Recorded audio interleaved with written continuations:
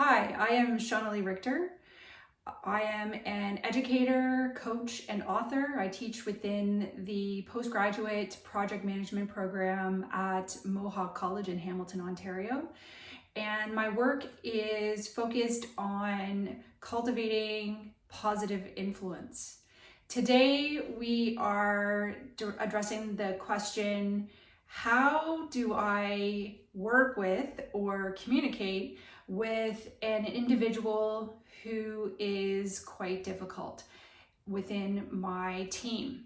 And so my work is not just for leaders, it's also for individual contributors who are in a leadership role. So a project manager would be an example of that.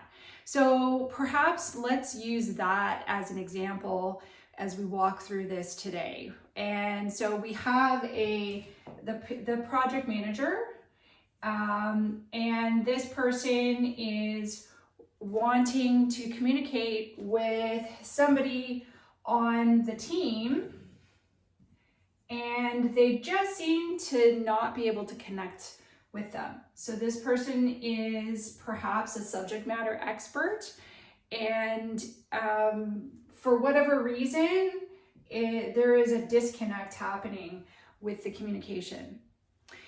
So to address this, I would like to first look at the situation and figure out what may be happening with this individual. So what is the message that we're trying to convey? Maybe this person, it's about what they're contributing, or maybe it's how they're showing up. So it depends on the situation. So first, I would recommend, how do we meet this person where they're at?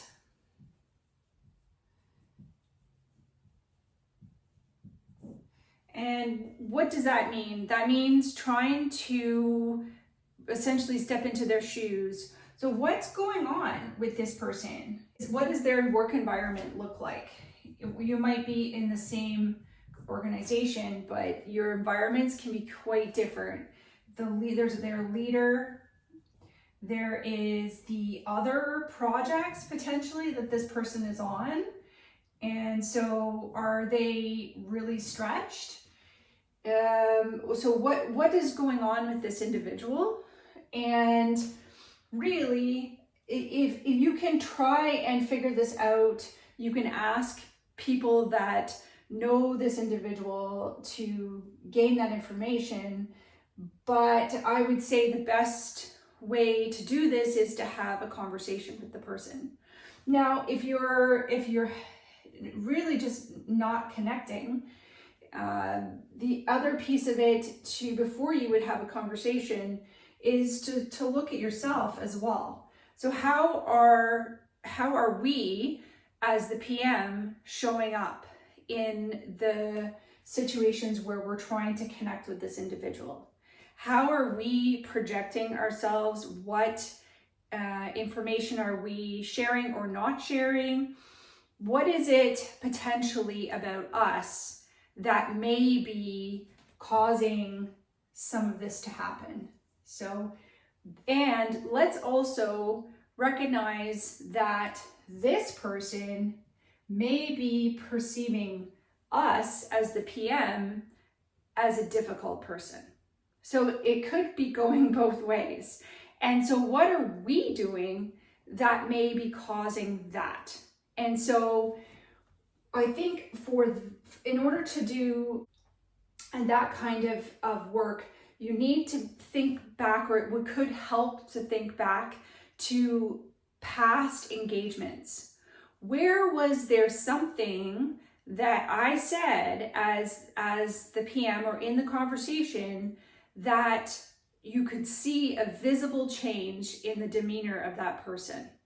Either they shut down or they were triggered. Where did that happen? And so I think that it's important to figure out, if possible, where are we potentially the problem? Now, Once you have done the reflection and digging into the situation, and you've reached the point where you really are not getting any additional information, you've probably reached the point where you need to have a conversation with this person. The best time to do this would be very soon after you have witnessed something where there's a communication breakdown, or you have been experienced the communication breakdown. So now you have a reason to initiate a one-to-one contact, and I would say that would be a really good point to connect with this person, because you have a tangible example to work with. So you have the team member and you have yourself, the PM. And this is applicable to really anyone. But we're going to use this as a PM example, because you're in a team, you need to work together. How are we going to do this?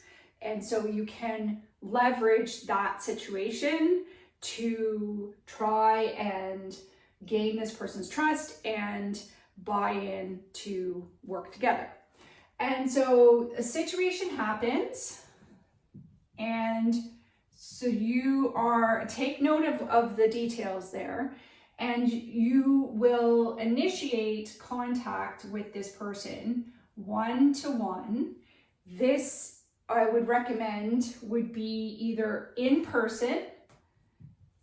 If you can't do it in person, do it on video, so that you can see the body language and you have a greater sense of communication, both from what you're projecting as well as what they are projecting. The other way to do it, if you have to, is on the phone.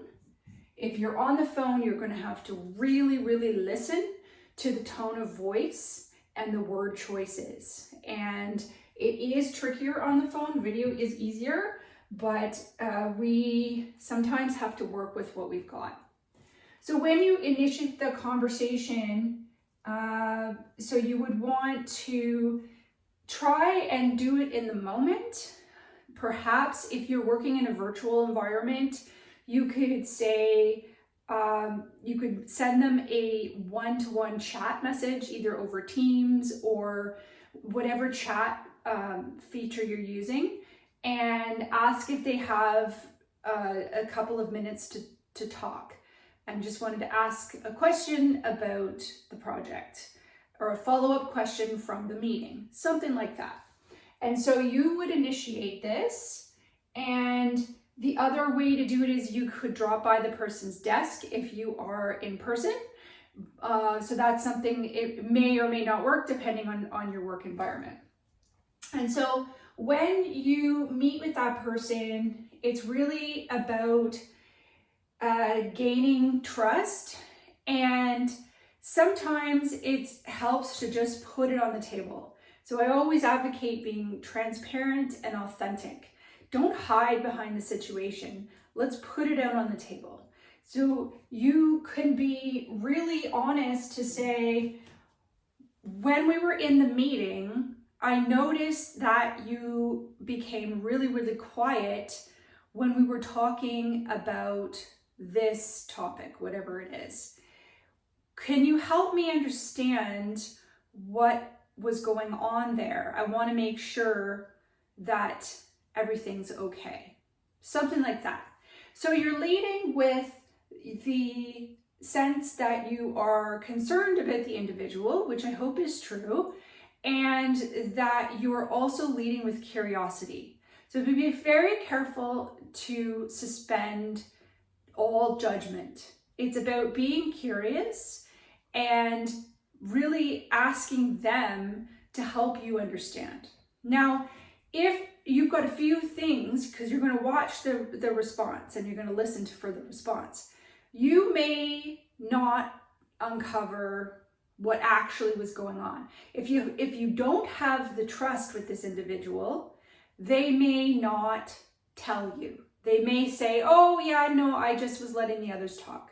Oh, well, so it may take, you may walk away without the right answer, the answer that you were looking for, but there is a step towards hopefully building some trust. And the thing is, when you open this kind of discussion, you have to be, or we have to be ready for whatever that person is going to lay on the table. And we may not like what they lay on the table. And so if that's the case, we have to work really, really hard to continue to be curious, continue to hold the judgment, to really, because you're trying to get this person to come along and work together. And so some of the ways to do that are to ask some great questions. And so they may say, I really didn't like how you answered that. I didn't like how you jumped into the conversation and kind of took over, or something like that. So then it's like, that's feedback for us at that point. And so we can ask and just say, thank you for telling me that. I really appreciate that. I need that kind of feedback. How would you have preferred me to handle that situation so that I can show up in the right way in the future? Now, you might be really charitable with this because perhaps you needed to do what you did. And so you might have to meet them in the middle and thank them, but you also may need to say why you did what you did so that they understand the why. So there's a number of different ways that you can approach this. But what I would say is talk one-to-one with the individual, build trust by being curious and transparent and also humble. And the other piece would be use open-ended questions. So open-ended questions cannot be answered with a yes or a no. They will force the individual to pause and really think about the answer. And those tend to be why questions, how questions, those kinds of where you are really asking somebody to think at a different level. And those can be very helpful in this kind of situation. So I'll leave it at that. If you are interested in this topic, please give me a thumbs up and subscribe for more bits and pieces like this. And if you have a question that you would like me to address on a video, I would love to hear from you. You can visit me at infocus4word.com. That's my website. I'll put a link at the bottom, or you can leave a comment in the comments below. Thanks for watching, and I hope you tune in again.